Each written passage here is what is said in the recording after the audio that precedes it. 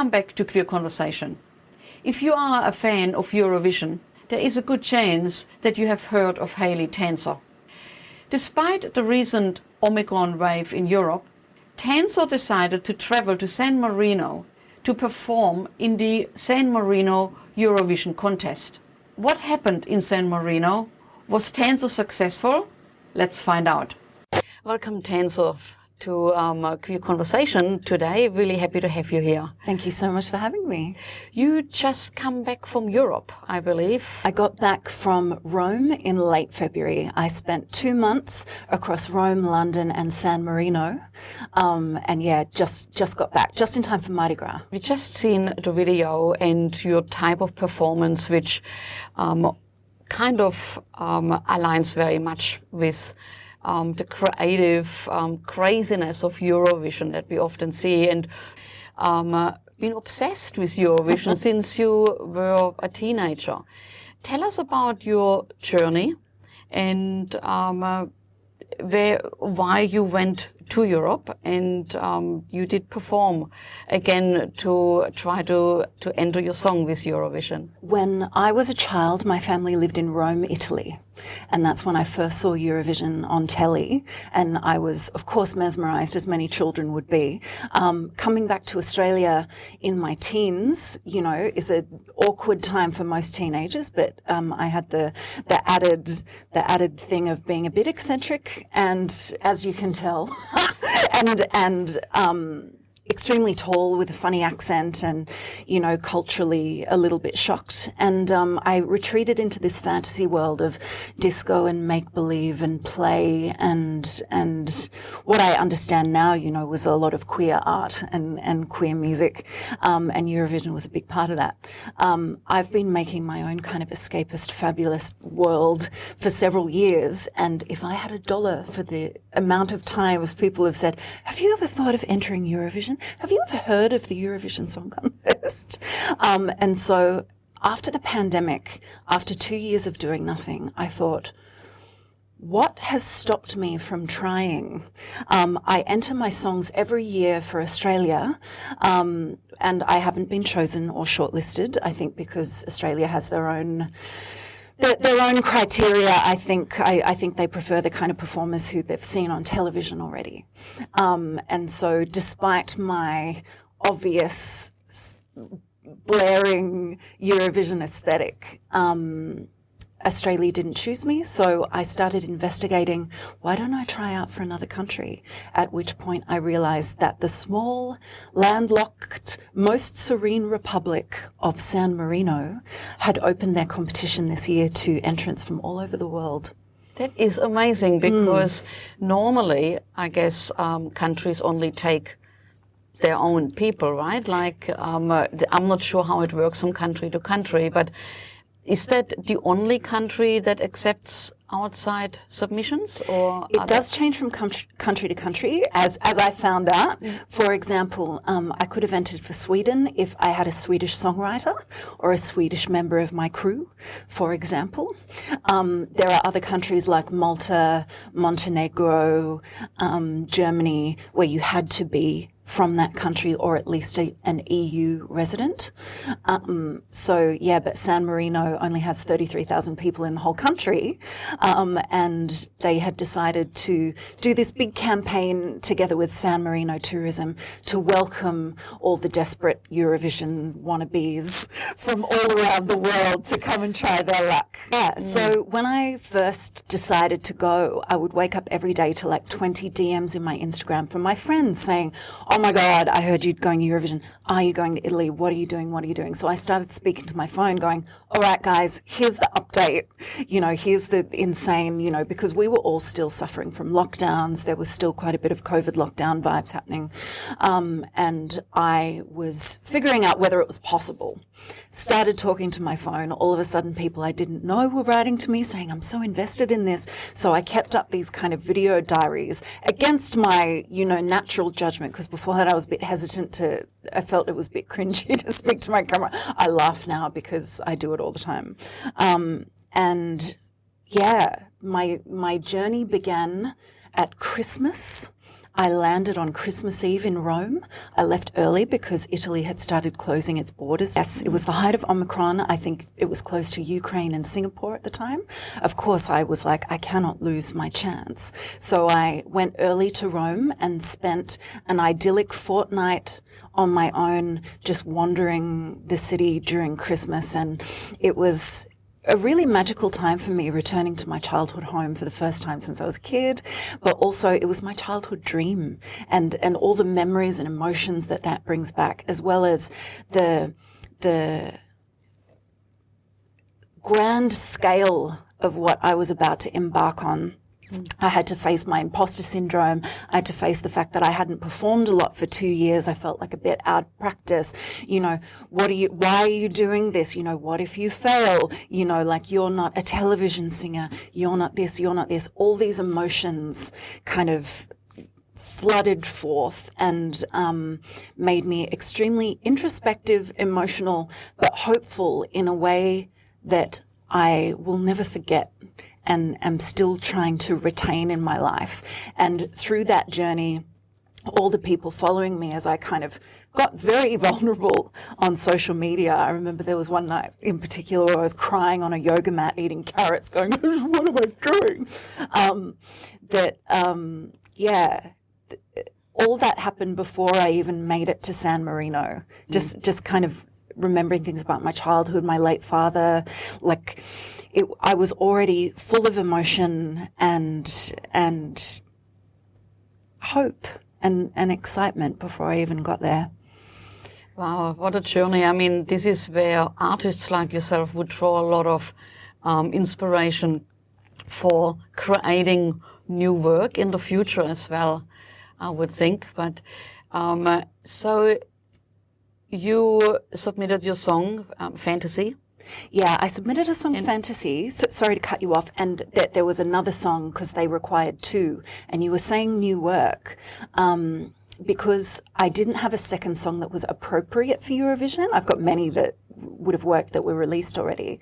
I wrote a new one while I was in the hotel room to bring to San Marino that was inspired by where I was. It was a very universal, kind of very simply written, lyrically, half Italian, half English love song, but it was a little bit orchestra, a little bit soundtrack, because I was trying to summon the majesty of Italian cinema and stuff, and I guess the emotional and stuff. I was trying to summon the emotional scale of what I was experiencing within the song. It did inspire new work, and I brought two songs to San Marino. Beautiful. Looking at your videos, you are performing with a group of people, and I don't really see you as a single performer. Not sure if I'm right or not. But when you went to San Marino, did you go by yourself, or did you travel with your support group of people? It's so interesting that you say that because before I did the TANZER solo project, I was always the front woman of a band, and I was used to playing in an ensemble with instruments. And when I created this project, all of a sudden I felt so exposed and almost not like a real musician because I was just singing. There were no instruments. So I started inviting my friends who are performance artists, dancers, drag artists to be a part of my performances, to be a part of my videos. I love to involve my community in Melbourne in everything I do because I feel like the music is and the project is legitimately inspired by where I've come from, my influences growing up. I'm actually from Sydney. I grew up in Sydney in queer spaces as a DJ, as a performer, as a front woman of those bands. And so it was natural in creating this project to always be surrounded by, the people who continue to inspire me and support me, and vice versa, my collaborators. When I went to San Marino, I had invited my friends to come with me, but of course the cost is exorbitant. And everybody had gigs or COVID or both. And it was just too hard. And so we'd actually made a pact. If I made the grand final, some of them would come. Like that was the deal. And so I'd sent them the dates just in case I made it. Yeah, so I'd gone on my own, and it had really forced me to kind of look at who I was as a singular performer and kind of realize that I can do it on my own. You know, that I do have that presence, that I do have that confidence. And I think part of me unconsciously was using, especially on stage, using my friends. Of course, they're amazing. Of course, I'm so lucky to have them, and it's such a spectacle to paint the full fantasy. But it definitely gave me the confidence to realize that I can actually hold this on my own, and I always could. I just think I had that thing that especially a lot of women have who come from rock music, because I've shared this story with a lot of my peers in that world. When you grow up in rock music, particularly with boys playing instruments behind you, and I did, you often feel like you're not a real performer, you're not a real musician. Of course I do, but I think there was a subconscious thread inside me that was just like, you need to legitimize yourself as a stage act, as a performer. You cannot stand there on your own and hold a show. Of course I can. And the trip solidified that for me. Wow. So that would have been a very much a spiritual journey. Regardless that they didn't accept your song, unfortunately. What will happen to TANZER the performer now after the last rejection? Will you go on with Eurovision, or are you moving into a new area that, you know, a different kind of creative outlet? It's funny, the rejection hit hard for me because prior to TANZER, as I said, I was the front woman of a lot of rock bands. And particularly when I was very young, I had that traditional music industry experience of being developed by a major label, you know, being taken on and rejected by managers, you know, getting criticism, you know, for music and looks and things like that as I was growing up, as I was very formative. And it brought back a lot of those feelings. I feel like I created this whole project so I could be immune from the traditional music industry, immune from having to enter competitions, immune from judgment, where I could just truly be myself and any imperfection was a feature.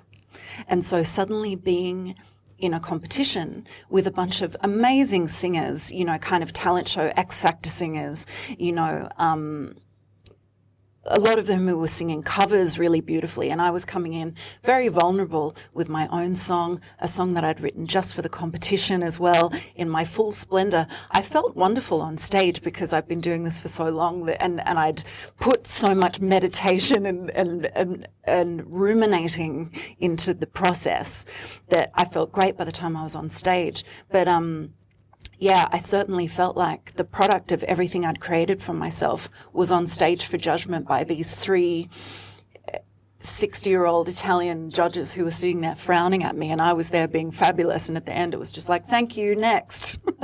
Heartbreaking. But I thought I did so well because in the room, all the San Marino organisers really loved me.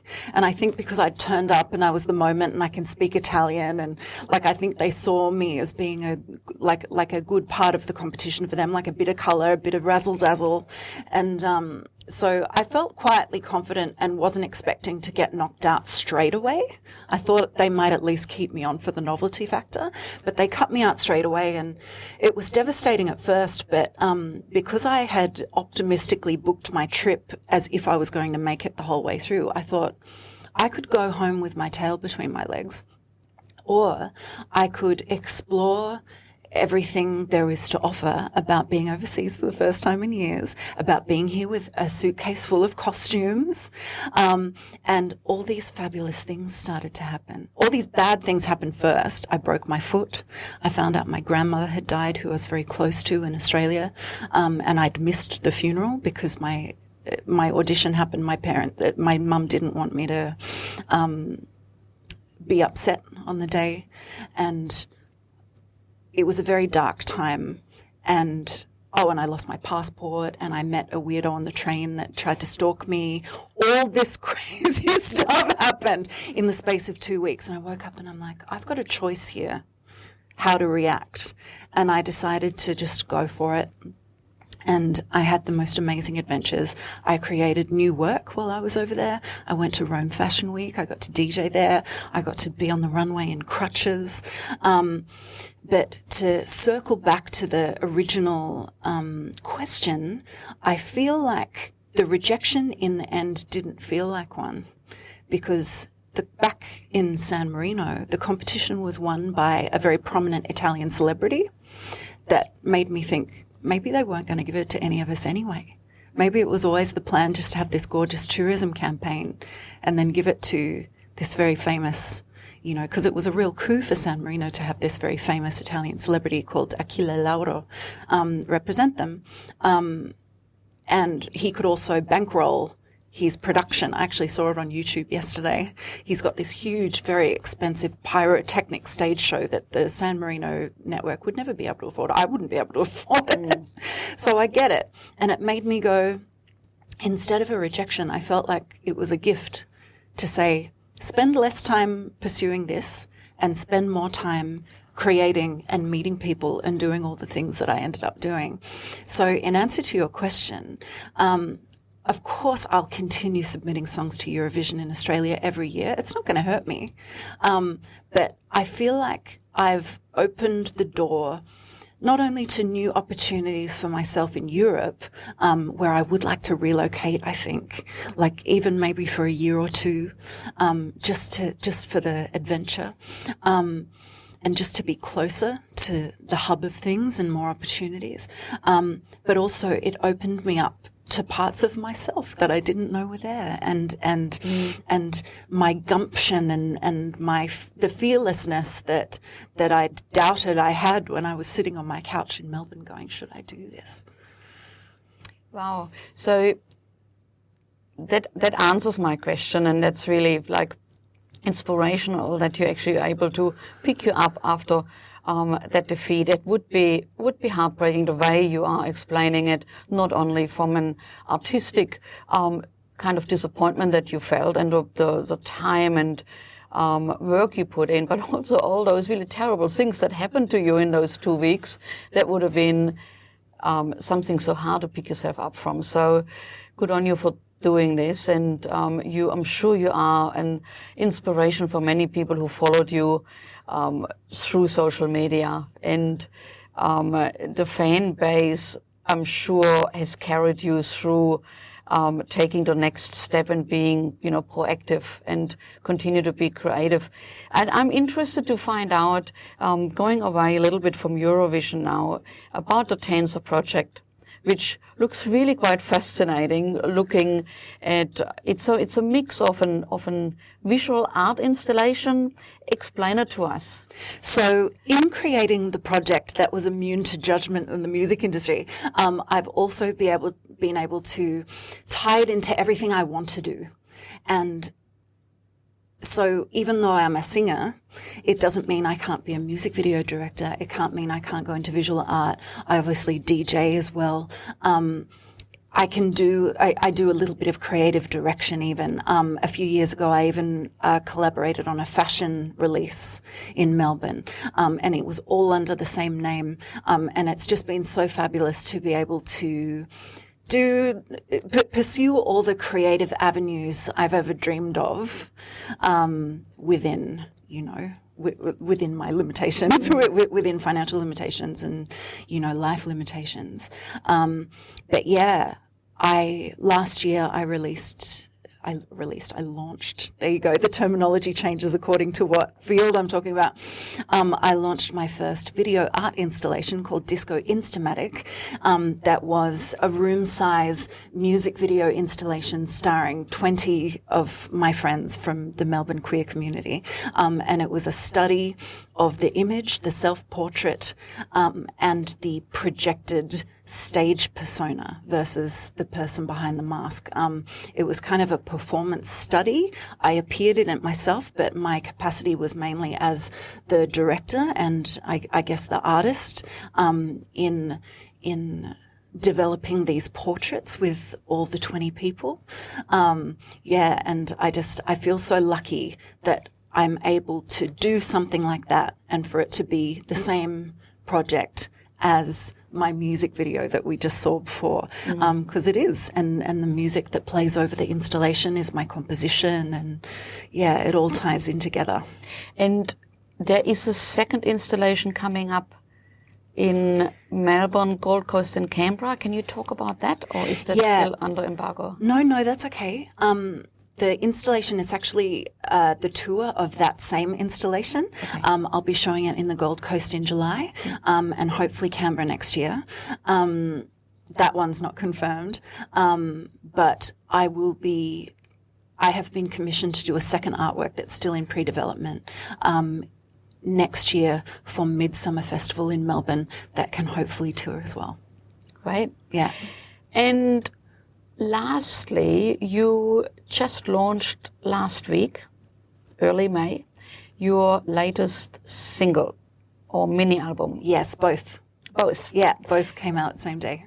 It's called Disco Automatic. So That's see right. how like they kind of tie in together. Yeah. Disco Automatic is a lyric from the first track, Deep Fried Disco, and it's a mini album, meaning it's 6 original songs and 5 remixes. That kind of, and it's very varied. The songs kind of play from different genres. I was quite greedy. I wanted to just tap a little bit into like everything that inspires me. There's like a sci-fi theme song.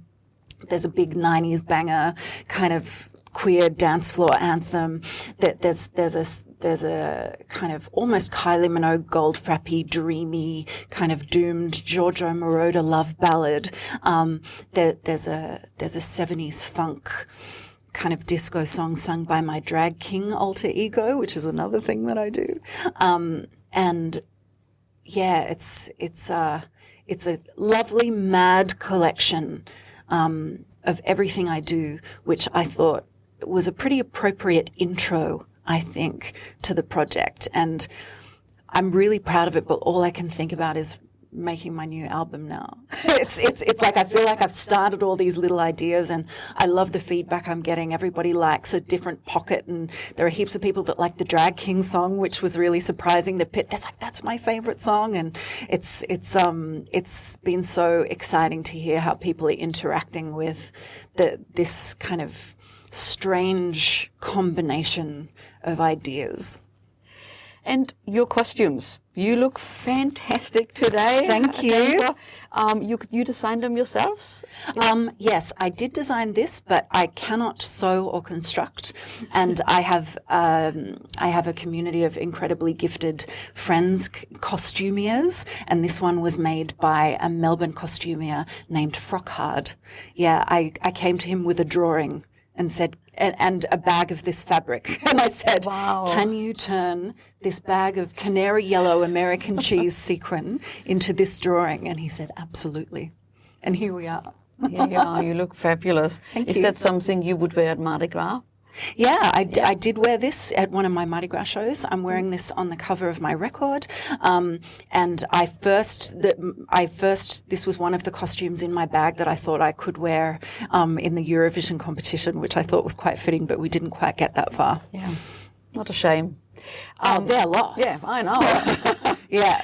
And next week, you're back in Sydney, right? You are DJing at a Sydney Fashion Week. I'm singing at Sydney Fashion Week. You're singing at a DJ Fashion Week. That's a great gig. Yeah, it's fabulous. There's a really incredible label in Sydney called Nickel and Ford, who are doing a runway for which I'm singing my song as the models walk. So I'm getting dressed and reimagined into one of their muses, and it's going to be really beautiful.